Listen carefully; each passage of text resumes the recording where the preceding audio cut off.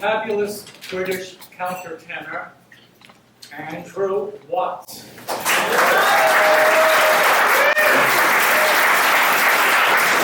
Accompanied by one of New York's best opera pianists, Michael Fennelly.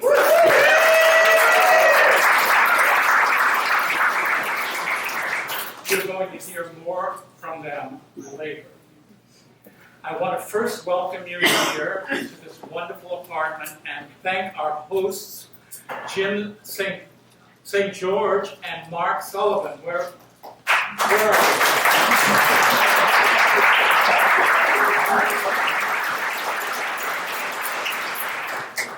you? You know, I'm so glad you started with that rehearsal. It's one of my favorites. And the text is really amazing.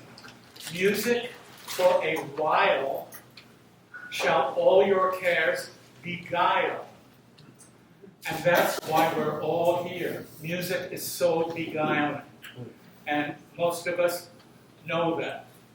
But how many times do you get a chance to go behind the scenes and hear from composers about their vision for a work that they're almost totally complete with, and get a chance to meet the artists that they have worked with? That's what tonight is about. And I want to just introduce my fabulous wife, Thea Musgrave.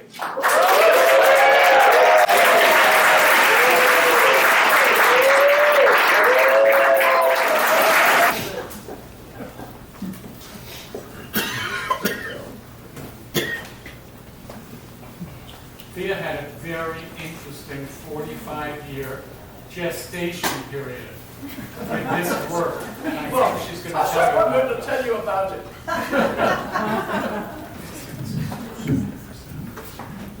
How about that? Can you hear?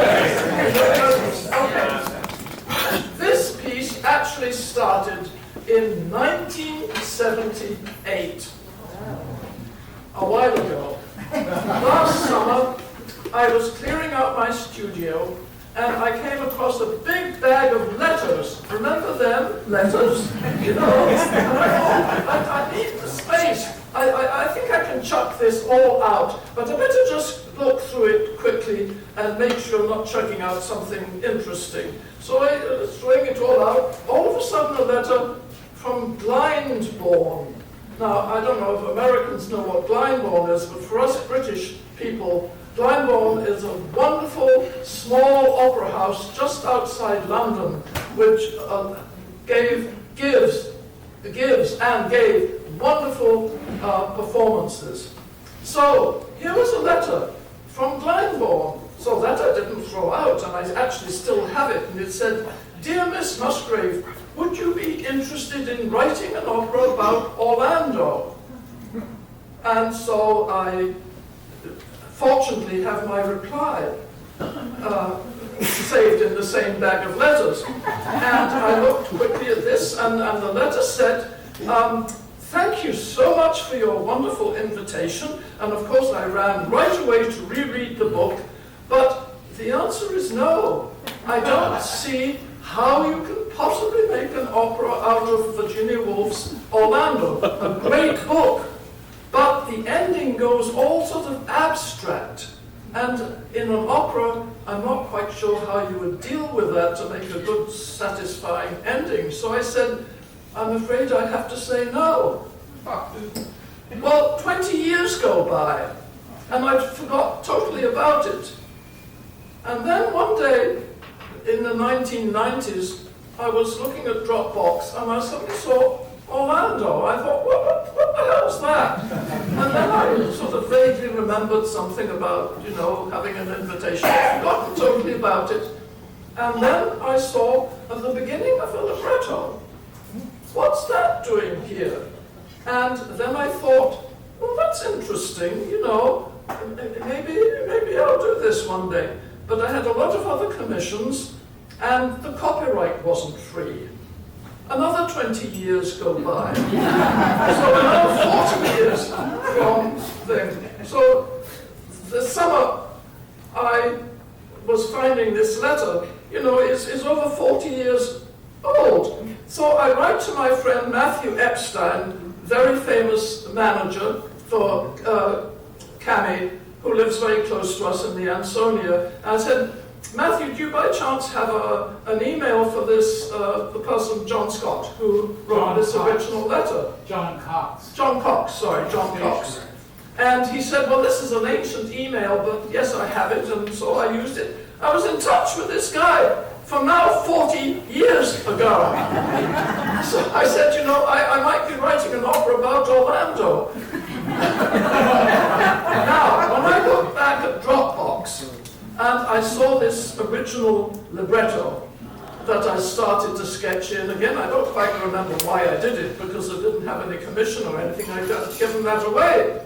And I saw amongst the characters was Virginia Woolf. What was Virginia Woolf doing there? And I suddenly realized maybe this is a way that I could make it work. And I'll go into more detail about that in a minute. So anyway, now we're in 2018, so 40 years after this original letter, and that is the year of my 90th birthday. And I thought, this is really something. What was I going to say?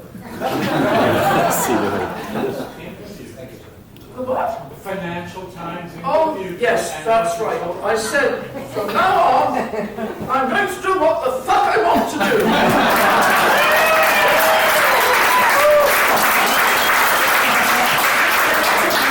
The Financial Times. So I told them that, and the interviewer said, I don't think I can put that word here, but I can put F, cross.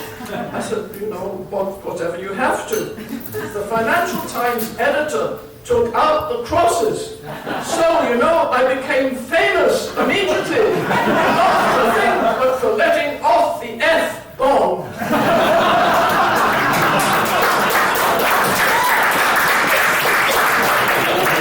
Anyway, these 40 years went by. I think what brought back the idea in the 1990s, the 20-year wait, the first 20-year wait, was that Peter, my husband, had an invitation to conduct at Torre del Lago, Puccini's, it was his summer place, I think. He lived in Lucca, but he went there for the summer.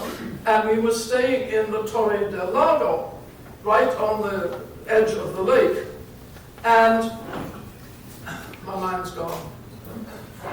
And the piano that Puccini. The piano that Puccini worked on. It was called Villa Orlando.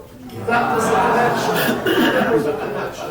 And I started to, not on Orlando, but whatever else I was being commissioned for, downstairs of the Torre del Lago. And I felt Puccini was always sitting on my shoulder. No, that's no good. No, you can't do that. No, that won't do at all. So anyway, I decided then that I wasn't going to do Orlando, even though I'd started the libretto till later when the copyright was clear. The copyright is actually only clear this January in this country. It was clear in Europe, but it's not clear in this country until right now, 2 months ago, 3 months ago, whatever, in January. Actually in November, but the copyright goes year by year, so it counts from January.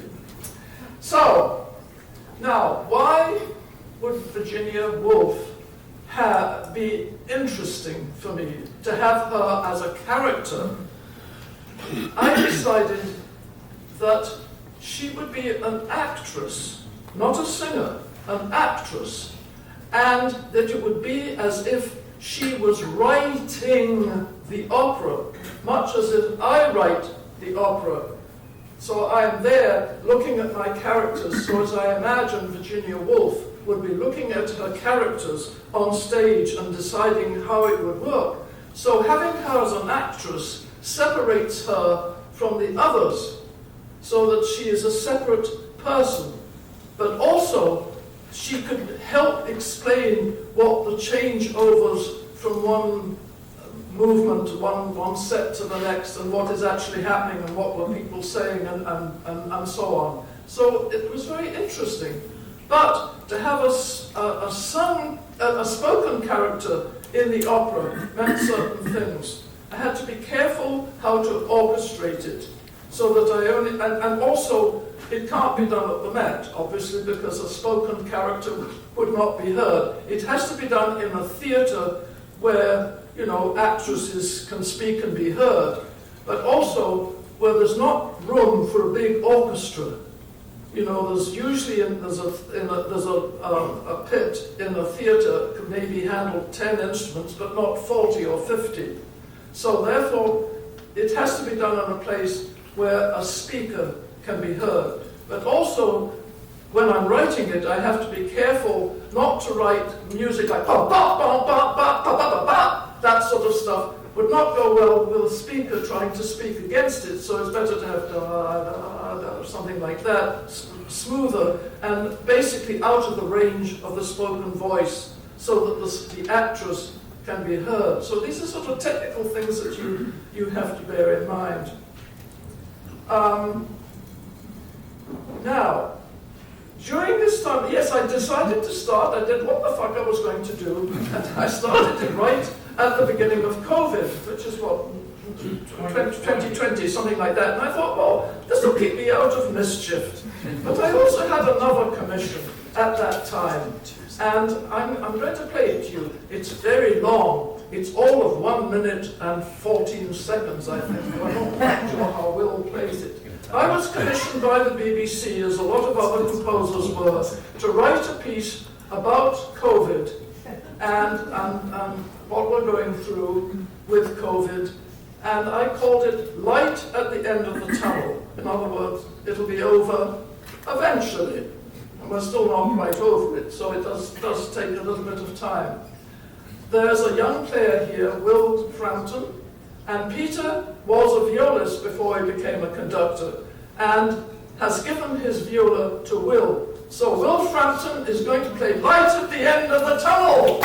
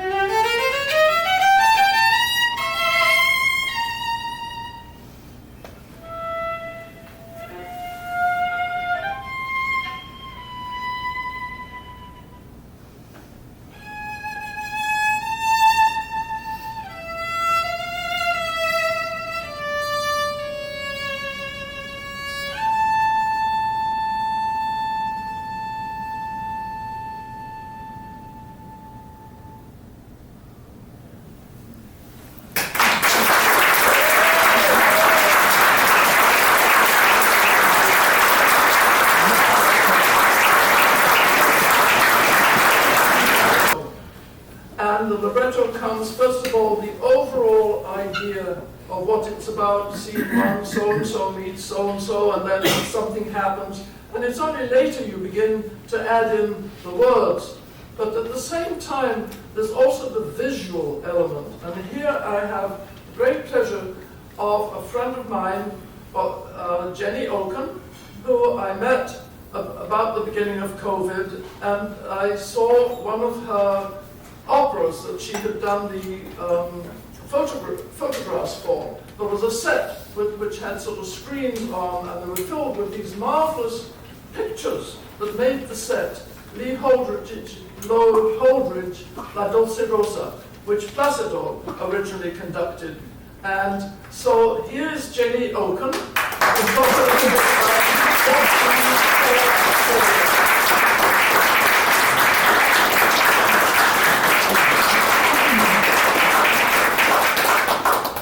Hi.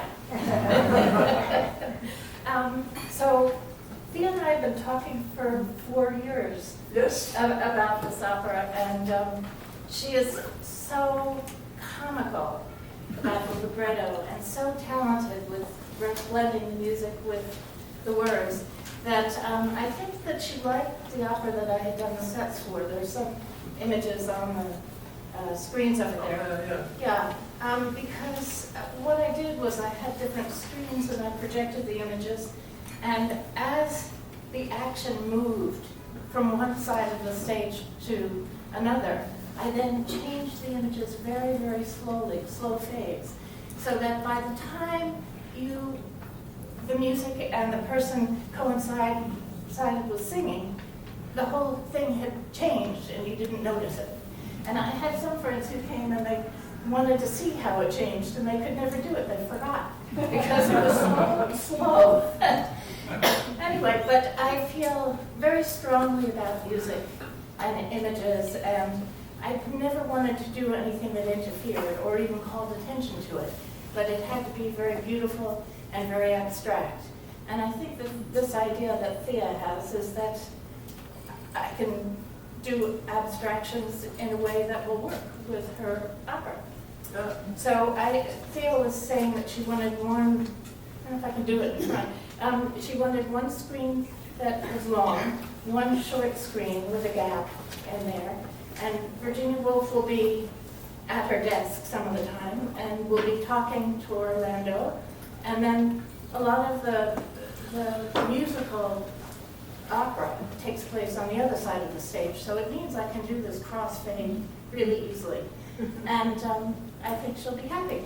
When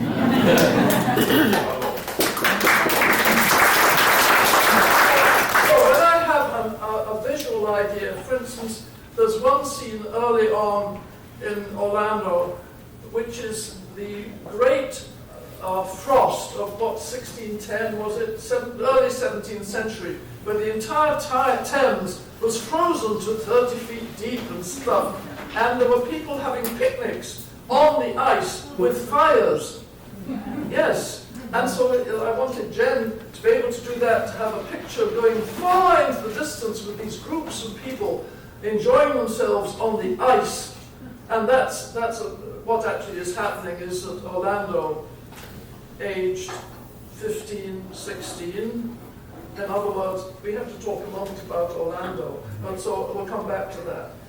Anyway, Jen said, I would love to work with you, and I said, I'm just about to work on Orlando, and would you be interested? I can't promise anything because I don't know who's going to do it. Oh yeah, I don't have the job. I don't have the job yet. Neither do I. So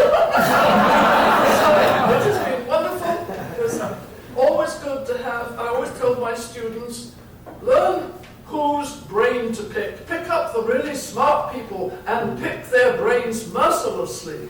Because however much we composers work with orchestras and individual players, there's no way we can know how every single instrument in the orchestra works in detail. You can't know that, with all 90 instruments, whatever, all the details. I remember once working with Nick Daniel, great friend and a wonderful, wonderful oboe player, and I said, tell me if I've written anything awkward. Silence. We are great players, we can play anything that's written. And then, like 5 years later, he says to me, well, you know, talking about something quite else, very difficult on the oboe. When you play a middle C, it's like this. But a C sharp, you have to move you can't go like this. You have to move your finger under the instrument. Why the fuck didn't you tell me that?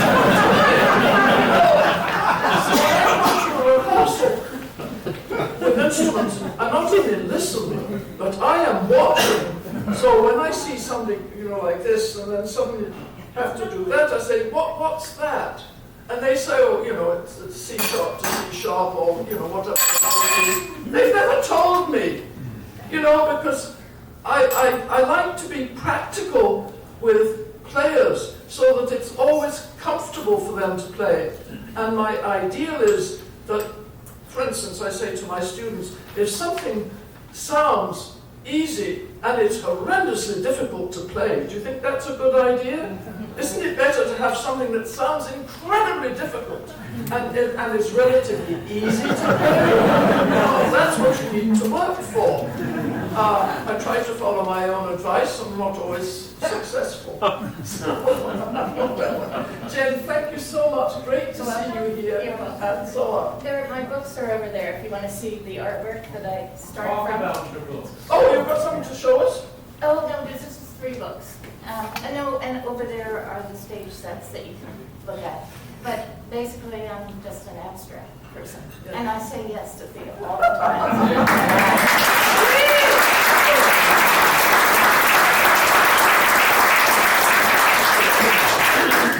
Is there are so many different characters, and they go through the centuries. It starts in Elizabeth I, so 16th century, and then ends up in, she finished the book in 1928. So, you know, it goes through all the centuries like that. And there are all these different characters. How on earth are you going to handle that? And so that was the first thing I did when I decided I was going to, after all, attempt to do the libretto for this. And what I did was I made a cast sheet, which you can't see, but it looks like this. And what it is along the top, the various scenes that I worked out, the scenario, what happens in each scene. Virginia Woolf, who was there the whole time in red, Orlando as a man, and then as a woman. And then underneath I had singers, S-A-T-B, and then 4 supers, 2 women and 2 men. And what they do in each scene, and whether it would work, and how one would go to another, and what's time for a costume change from this scene to that scene, and so on. So I worked out the schedule for the actors and the singers. Underneath is the date, 16th century, 17th century, intermission, 18th, 19th, 20th. The transport would be horses and ending up with an aeroplane. And then an oak tree. In Virginia Woolf, Orlando also likes to write, like her boss, Virginia Woolf. So on the other side, Virginia Woolf is always stage left with a desk and a large waste paper basket filled to the brim with thrown out bits of paper. And Orlando has set up a little desk over here, something similar. And what was I going to say? I keep having these bloody senior moments. Anyway, yes, the oak tree happens when she is writing, when Orlando, he is writing. It happens here, here, here, here, and here, through the thing. The oak tree grows. So it's first a little sort of shoot, but the last time it happens, right at the very end, it's a huge trunk. Jen, that was your idea. Yes, Thank you. So you see, you have to pick your brains carefully, know whose brains to pick. So there's my cast sheet. Now, the next thing is I talked about the size of the house for actresses. Of course, they can have a little mic that would help, but so it has to be the size of a normal theatre where an actress can be heard, obviously, and where there's a pit where you can have instruments. So not 40 or 50 instruments, which would actually be much easier to write, but I had just 10 instruments, 3 strings, 3 winds, percussion, harp, doubling, a synthesizer, what else, a horn. Anyway, it adds up to 10. And so that's what I did, and I showed you the cast sheet. Now, the next thing is that my publisher, when they heard about it, and some of my publishers are here, but not Jill Graham, who lives in London, and she said, this is very interesting, because Orlando changes from a man to a woman halfway through. So the early part of the opera, when Orlando has a soprano voice, therefore things happen when he is 15, 16, I think voices change around that time, so they can't be much older than that. And then halfway through, she becomes a woman, and then the second act, it's a she. And Jill Graham said, why don't you do it for a countertenor? And I thought, wow, that's a wonderful idea. One problem, however, it begins off, and Orlando has a terrific, well, no, it's really Sasha she has a crush on, but before that there was Euphrosyne, she visits Queen Elizabeth I, played by the baritone, in good English pantomime style, where there's always a wicked witch, and always played by a man. Americans, I don't think, understand our tradition in that, but anybody British would know that. Okay. And where the fuck was I? Well, you're describing I have the senior various moments. things. Jill introduced you to Andrew, Right.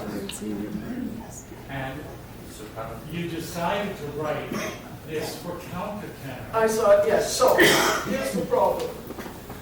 The first 2 scenes, first of all, Andrew is in the court of Elizabeth I and meets Euphrosyne, who is sort of an assistant and so on and so on, and falls a bit in love with that.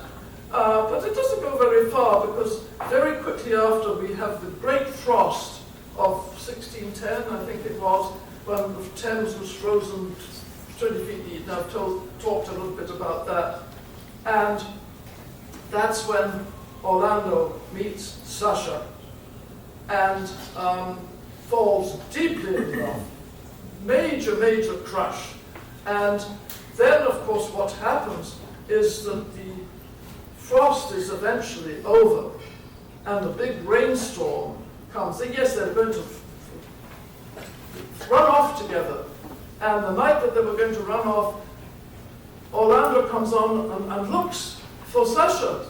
And suddenly he feels raindrops on his head. And what has happened is that Sasha's father has locked her in the cabin, and therefore she cannot join him. And he doesn't know that. But through his life, he learns, or he begins to realize there's been male interference with his ideas. So, the other thing that's very awkward about what happens then, Orlando is escaping the clutches of some woman and gets I forget which king, Charles something, to send him off to Constantinople, as it was called then, to escape. And he became an ambassador. Here's the trouble. Orlando is a man, and if it's played by a countertenor, supposedly only 16 or 17 years old. Well, you can't exactly have an ambassador, with a soprano voice, age 16, in Constantinople. So I thought, oh, this is really, I can't do this. And then I suddenly had the idea of how I could do this. So this is what I mean about working out problems in the libretto. What happens is that when you see the set, first of all, there are distant views of Constantinople as the boat arrives, and the Sophia, or the blue, all the various wonderful pictures that you can see to set up Constantinople. But eventually you come to the embassy, and you are in the garden of the embassy. And behind the garden there's a wall with flowers, and then you can see some distant spires and so on. And then on the left, stage right, there's a big building which is the entrance to the embassy, and on the second floor there's a window with a big chandelier hanging and sort of a party going on there. So you have people talking about the party, and there's somebody who has just arrived from London to decorate the ambassador with his wonderful work that he has been doing, and his daughter, and they are discussing this. And then the daughter says, this is a wonderful party, I've seen all sorts of things, but so strange, I haven't seen the ambassador. And I hear that he goes out every night. How is that? And the father says, of course, Orlando's going out to see all his girlfriends. But so the father doesn't quite know how to say that to his young daughter. He said, I think we better go inside now, and avoids that bit of conversation. But anyway, so that can explain what happens then. A little bit later, the scene goes dark, and this figure comes in, and picks up a big envelope that he has. This is Orlando coming back from one of his visits, and goes off into his office, where there's a chaise longue, and he lies down and falls fast asleep. And at that moment, some people come in and say, there's rioters coming. And Orlando sleeps through it all, and the rioters arrive, and they come in, and they see him sleeping, so they don't do anything, but they pick up a crown that's been brought to decorate him, and some cash that they find, and then eventually they get out, and then Orlando finally wakes up. I should say that all through, Virginia Woolf is always on stage left, watching. It's as if she is imagining her libretto being done, roughly what I do. So she's watching this, and Orlando, who's here, wakes up and turns to Virginia Woolf and says, I'm going to demonstrate this, but it's a secret. I had the most extraordinary dream, and he sees that the Virginia Woolf is staring at his breast. He has a very glamorous bra on, well filled, in bright red or bright silver or something. And then the inquiry comes in with a letter about how Orlando is going out with all these women, and sees this and doesn't understand, and Orlando goes, ah! And then he turns to the audience, and hopefully they're laughing, and he says, ah! And turns upstage, and the curtain comes down with his back to the audience. So that is the transformation of Orlando into a woman. A few other things just to tell you, and then I'm going to have Andrew join me and have some questions for him. But Virginia Woolf is really always in charge. So in the very opening, I wanted to set it up that the very beginning of the opera, the orchestra of 10 assembles, and the conductor comes on and was clapping, and then the conductor is just about to start when the lights go off of him and go to stage left. And Orlando's Virginia Woolf comes on with her husband and says, darling, I'm just going on this trip, but I'll be finished with this libretto. Oh, what's that? Well, it's Orlando, you remember, I told you all about that. But have a wonderful trip, and I'll tell you all about it when you get back.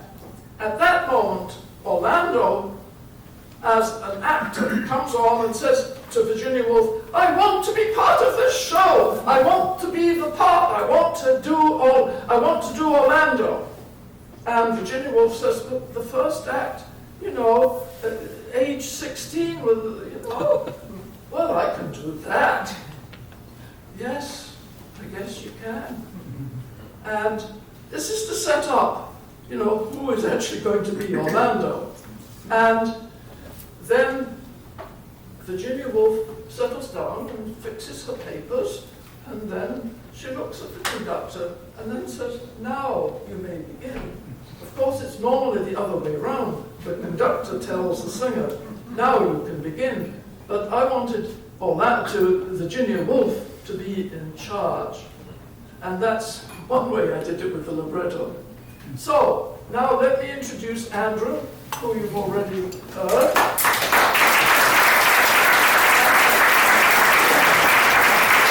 He's going to sing an aria from, if I can find it.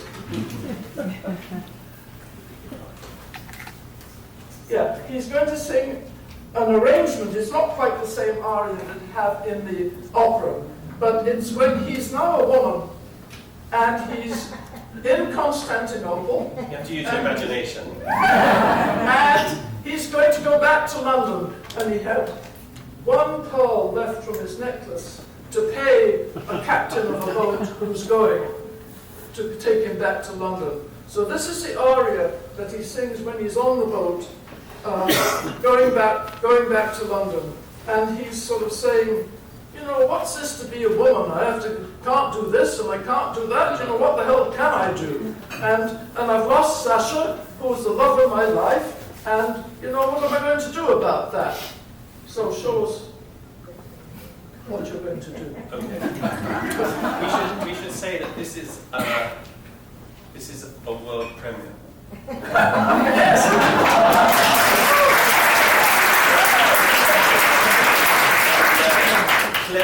Cleverly arranged by Michael. So, good luck.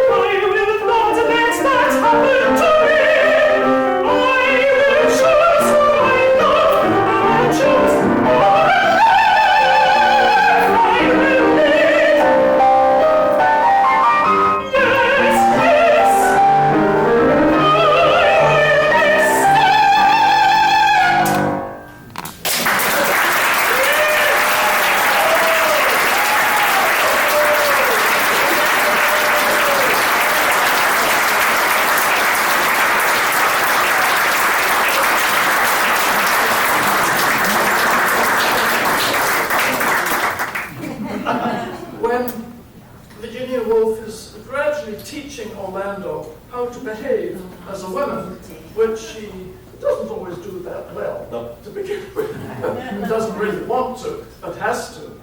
And there was a party.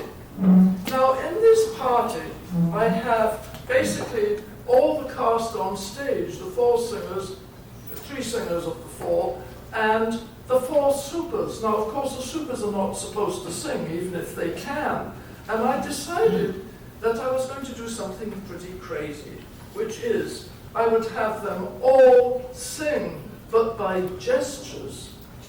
And each voice would be represented by an instrument. So one instrument, one person would have a clarinet going, and then there would be a flute for somebody else, whatever. So that's what I did.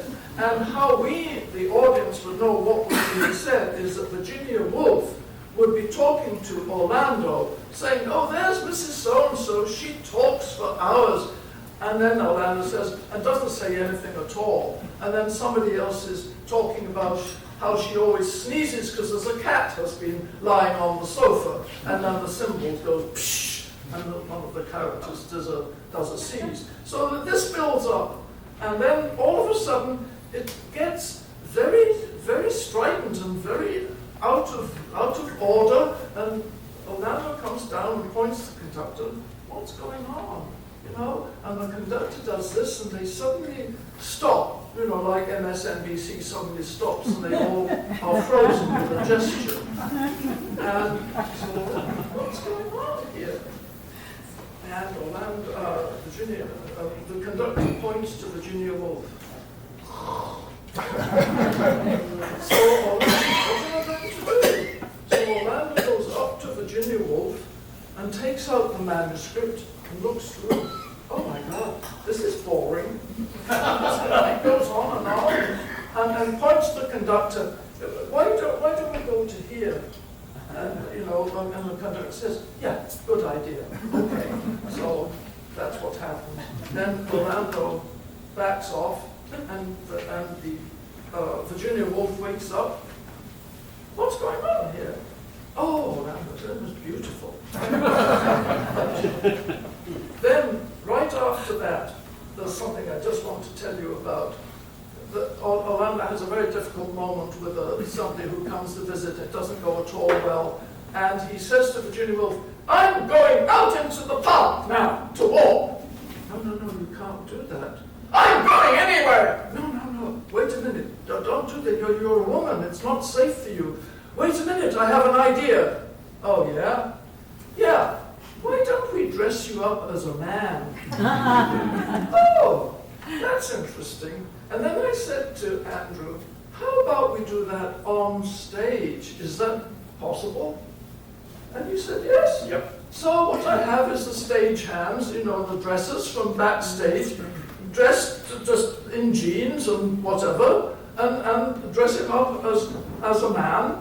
And, you know, put the wig on and you know, take the skirt off and have the pants on underneath, just what they would do backstage. You see it on stage, and that would be interesting for an audience to see how you do that. And, of course, to pass the time, I have Virginia Woolf describe what's going on, so you're not just, you're watching you, but also Virginia Woolf is describing what's happening.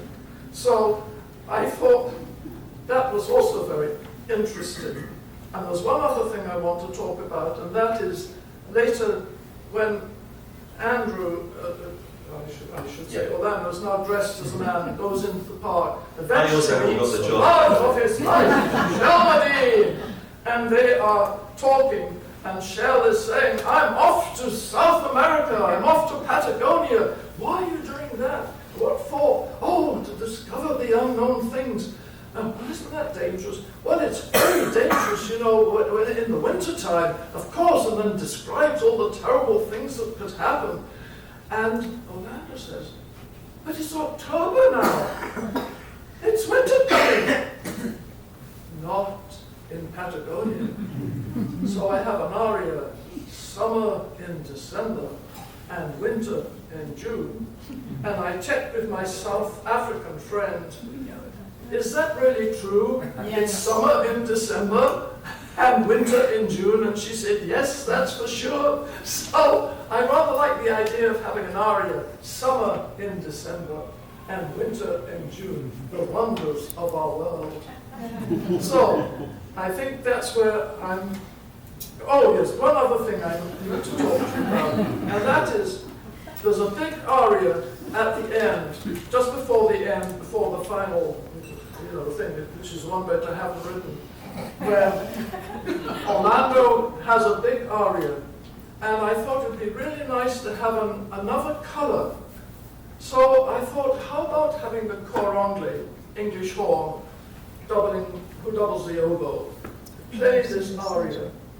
And then I thought I'd better just check with my dear friend Nick Daniel, wonderful oboe player. I said, what happens, can you use an instrument that's been sitting there since the beginning of the opera? Does it need to be warmed up in any way? Is it okay to suddenly have this aria with a really important solo?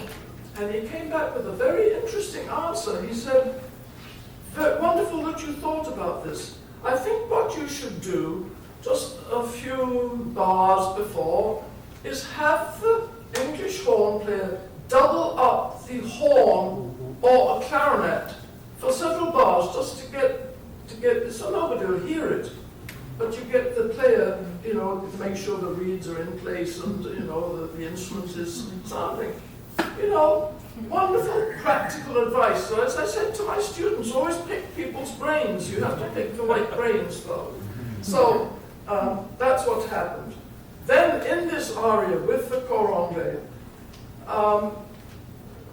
Orlando is talking about those dark moments that we all have to face, as well as the light moments, and how we have to deal with those dark moments. And then here's a remark, which is Virginia Woolf's, of course, which I've stolen, and I think is absolutely wonderful. I can't remember just exactly what the words are, but it's roughly, in those dark moments, you can sometimes plant something, but then you have to wait for the light to watch it grow. And that's something sometimes can be a wonderful and beautiful idea which can bring us all peace and hope. And that's the idea I love and that I've stolen to use in the final aria. So.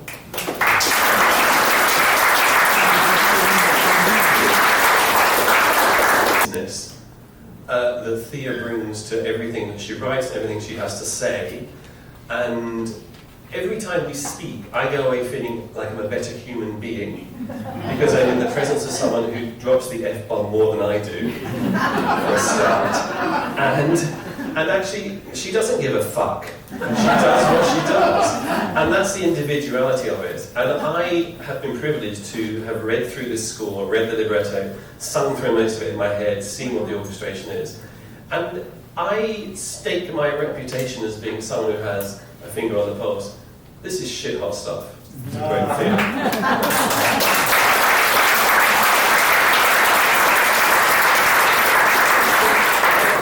I'm not listening. Would you like to hear that extract again? Yes. Because I think it leads itself just to we were talking about Orlando. I mean, I've got other things I want to sing, it's fine, but I just think it's really important that we, now you've heard a bit about it, that we, well, New York too long, oh my God, sure. How many arts in shore? Is that okay, Michael, if we do it again, if I can? Just have another listen to it, and just immerse yourself in the way in which Thea's own libretto, because it was she who wrote the words, and the tunes, turns this sort of drama, this escapade, into something very, very simple. And as Thea said, it's the story of goes to the viola piece, the light at the end of the tunnel, it's all being kind, and let's face it, in the world we're living in, a little bit of kindness would be lovely. I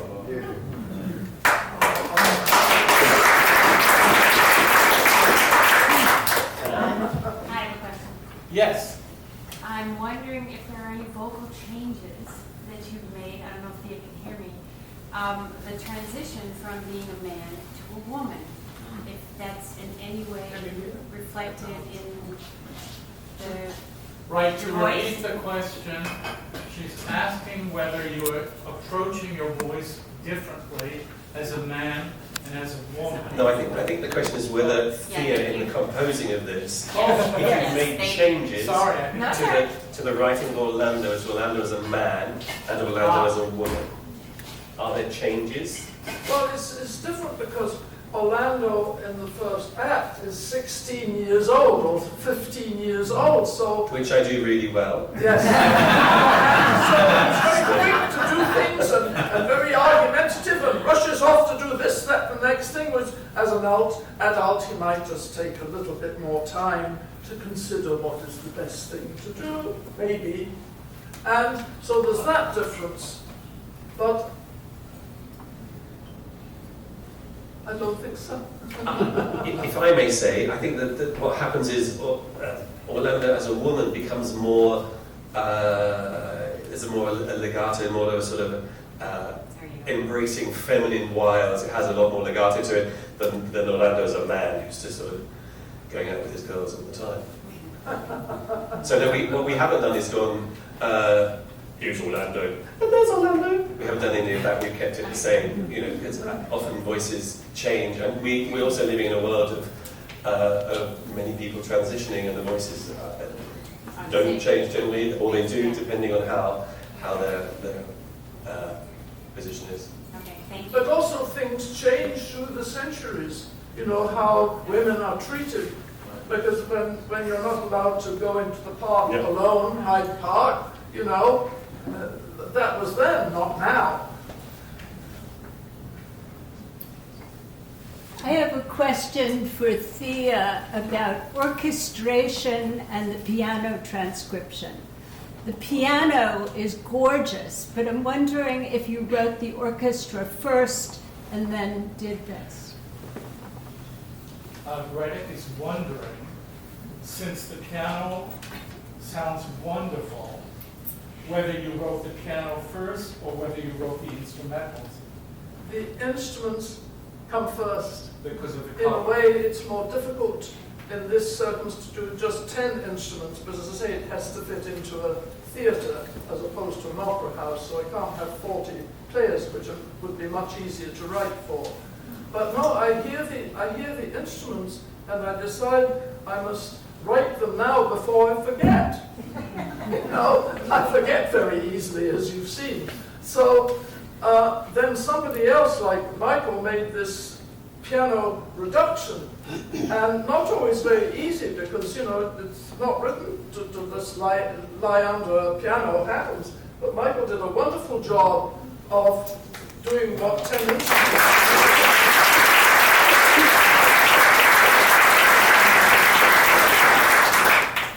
I think I saw another hand go up.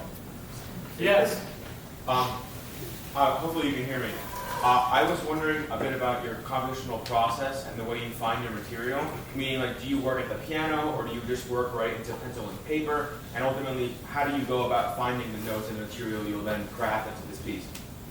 He's wondering about the compositional process and whether you write at the piano or elsewhere, or how you conceive of things and what your process is. Well, the thing is, I've lost my hearing, so I have these hearing aids, thank God, which sort of help a little bit, but they're not perfect. So I actually do most of my work in my head at a desk, and I write in a short score. And so because to write it out in full score takes a lot of paper, so I do it reduced into a short score, 4 or 5 lines maybe. Here's the flute, and then the clarinet comes in here, and then the strings come in here. So it's laid out 4 instruments. And then I do the full score, where you have to lay out the instruments properly, what they can really do and what the bowing is for the violin and the dynamics to make it all work and how it balances with the voices.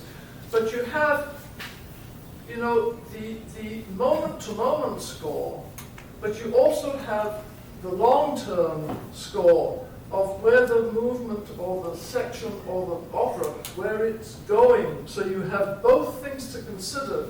So if you want your big climax here, you don't have it all here.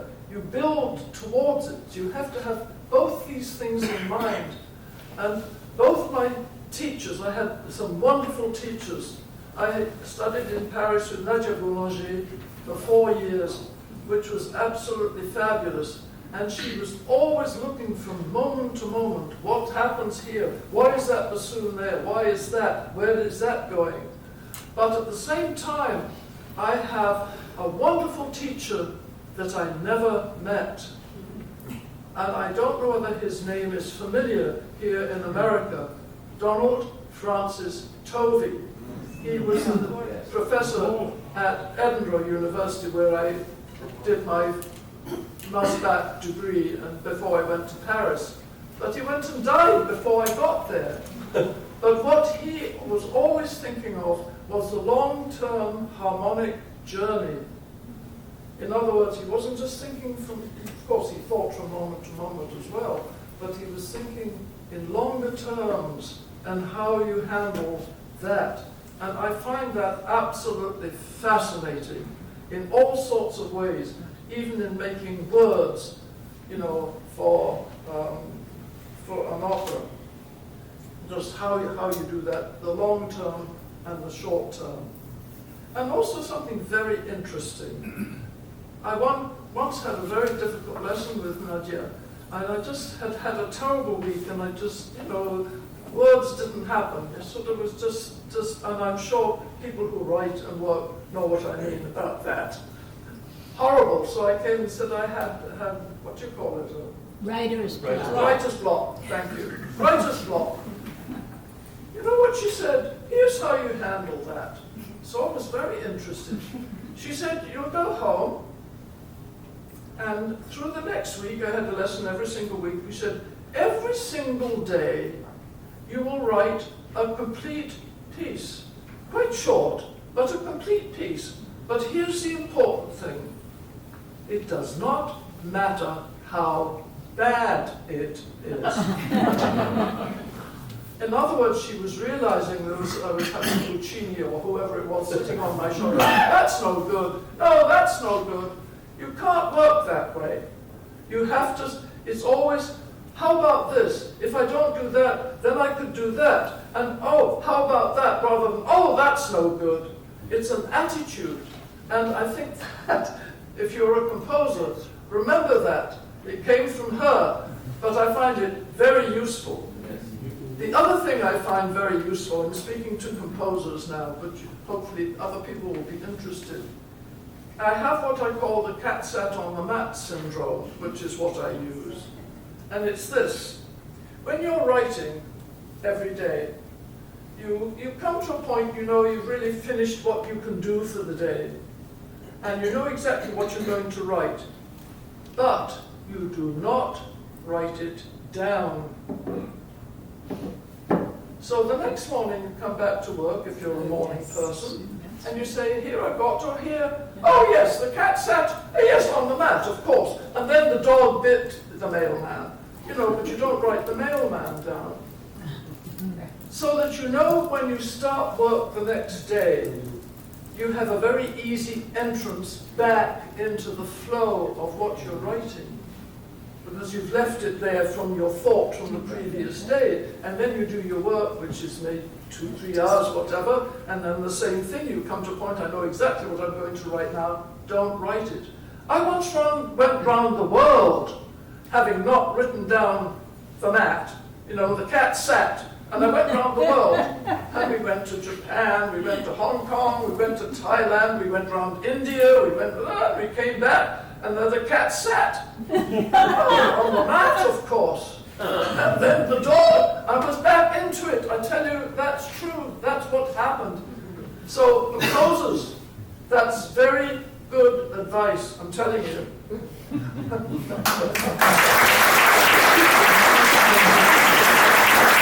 Any more questions? I have 2 questions. Oh my God! Watch out! One for you, Thea, and one for Andrew. Has it occurred to you that people like Verdi ended their major operatic oeuvre with a comedy?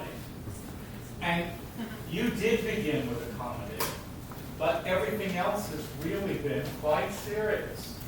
And now this is a very light-hearted, it's a very serious subject, but you've handled it in a witty and light-hearted way. I wonder if what's changed in your life, or do you feel differently about this opera because it's a comedy? Comedies are far, far, far more difficult to write than tragedies. So, because you have to have a much more accurate sense of timing and clarity and to set it up right. So it's more difficult. But I don't know, with this, I didn't really mean to write it, but because of this letter that arrived 40 years ago, you know, and it was sort of sitting in the back of my mind, I thought, how am I going to make this work? You know, how am I going to do Constantinople with a 16-year-old being the ambassador? How am I going to do that? And then I thought, you know, I can make use of this. And some of the wonderful things that Virginia Woolf, which I've stolen, of course, I mean, the book is very much based on her, but not the ending, because she goes all abstract. And I wanted to keep it down with the relationship with Orlando and Shelby, which she doesn't really do. She also gives Orlando a kid. I'm not sure if it's 9 months after he's left, but I'm not quite sure, I can't remember the date. But anyway, absolutely nothing about how you're going to take care of the kid. What are your ideas about bringing up a kid? Nothing. So I cut it out. I didn't give you a kid.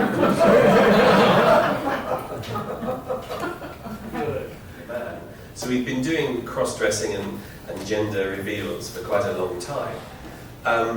The castrati all died out, and there was no longer... Alessandro Loresci at the turn of this century was the last known castrati. If you ever hear him singing Ave Maria, it'll make you cry, because it's the most extraordinary thing.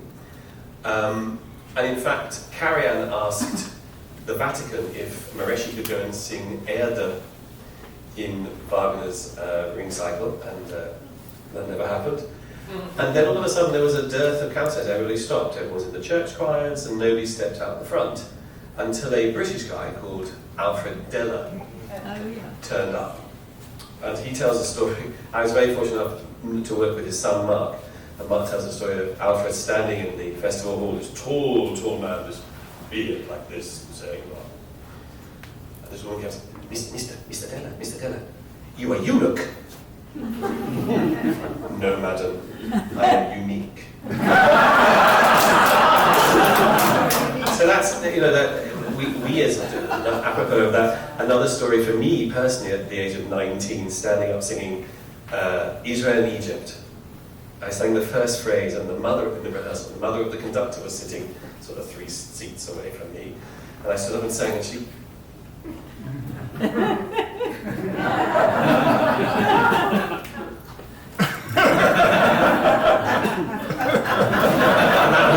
That was my introduction. People often say, what do you sound like when you speak? Well, it'd be really hard if I spoke up there all the time. So Alfred Della turned up, and then it was okay for men to sing high.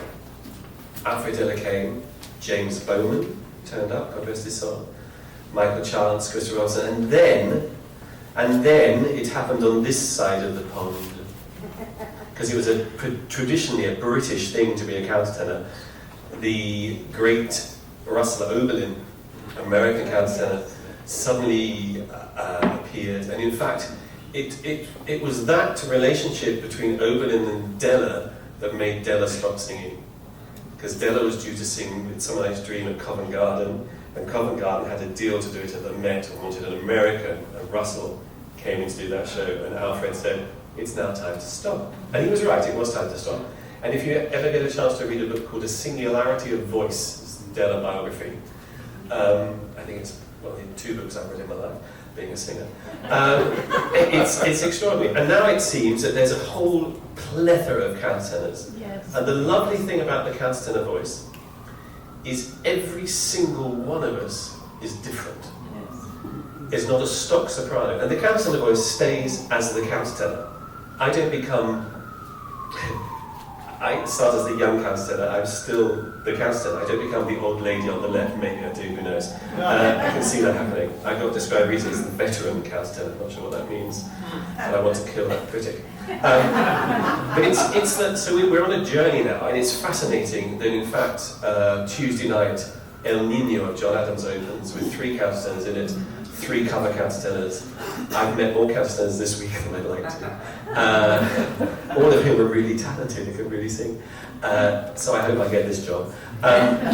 So it has changed, and it's more acceptable for us to sing as with, and also to be big men. The fact is that we are male, and it's not about sexuality. It's a male voice, and I think it's fantastic that it's become more accepted and more readily doing, and everybody can do it. Some do it better than others. Simple as that. Everyone goes, Yahoo! Everyone, can all the men in the room do that for me? There's quite a couple of good ones at the back. Leave now. But it's just a vocal thing. If you're using the top part of your chords, and it's not a false voice. People use the word falsetto. There's nothing false about it. People say the chords don't close. Well, I've got video footage of mine closing quite happily. All people make that noise in very different ways. So I'm thrilled to be a countertenor. I'm looking forward to being 16 again in your opera. And by the way, I remember asking if he had a good scream for me when he becomes a woman. He said, I have a very good scream for you. I shan't demonstrate it now. So, in the Baroque period, I hope you all understand what castrati means. It's castrated males. Those kids that had Get out the kitchen knife. those kids that had the best voices in the church choirs were castrated so that they kept a female range voice, but their bodies grew, and they therefore had tremendous lung power, and were able to sing all the heroic roles in the Baroque repertoire. But that sort of died out. It has died out, although there was a caste in India where they still do castrate, and it's a particular religious sect, and they do all speak up there, which is kind of fascinating. But you primarily sing contemporary opera, but you, of course, also do Baroque opera. Yeah, the nice thing about the counselor, we have Baroque, now we even have Mozart. I do Clemens in Staatsoper in Vienna next year, and we have contemporary music. We have a little bit of Strauss, even. I've just done a Fledermaus. We go into the 21st century and really new repertoire, and in fact, every day people are writing new stuff for us, which is great. There's a question. You and Peter are using 2 different words. Peter's saying castrati. You're using castina. C-A-S-T-I-N-A? No. Castrati. He's saying countertenor. Countertenor and castrati. Countertenor is the modern male, untampered with.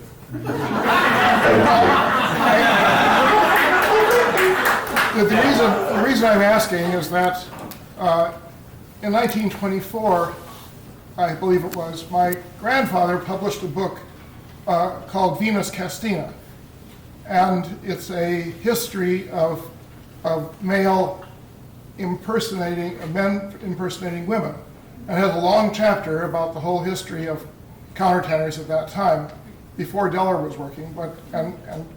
I've always wondered where the term castina in his book title came from, but I thought you were using it. But No, It's not a word I've ever used or associated with. okay, so what he says in the book is that there was a Greek supernatural belief that there was I suppose, an avatar of Venus who was specifically an avatar for men who are performing as women, and that was Venus Castina or Venus Castina. Well, it's a very long tradition, Shakespearean Yeah, he writes about that. tradition. I guess it just won't be done in Florida.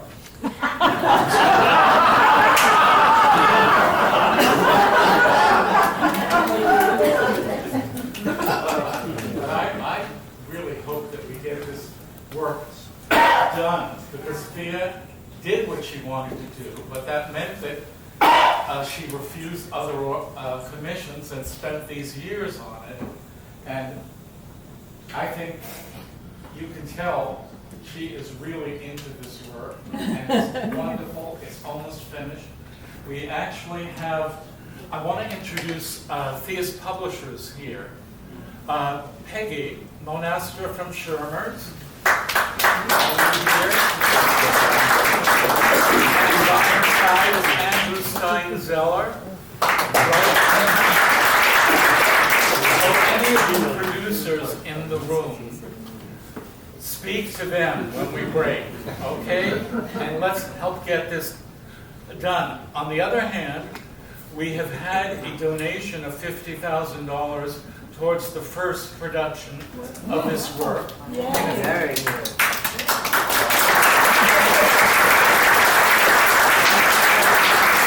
If any of you are interested to support this effort, by all means make yourself known to me or to the publishers afterwards, or whatever you want to do at any level. But I think you've got some feeling of what motivated Thea to write this, how long it took her to commit to this without a commission. The commission gives you a salary for the 4 years you spend working on that. That isn't as important as anchoring the first performance. So by doing what the fuck she wanted to do, we're not sure where the fuck it's going to wind up. But we should fucking get it going. But we want to get it going. So that's what I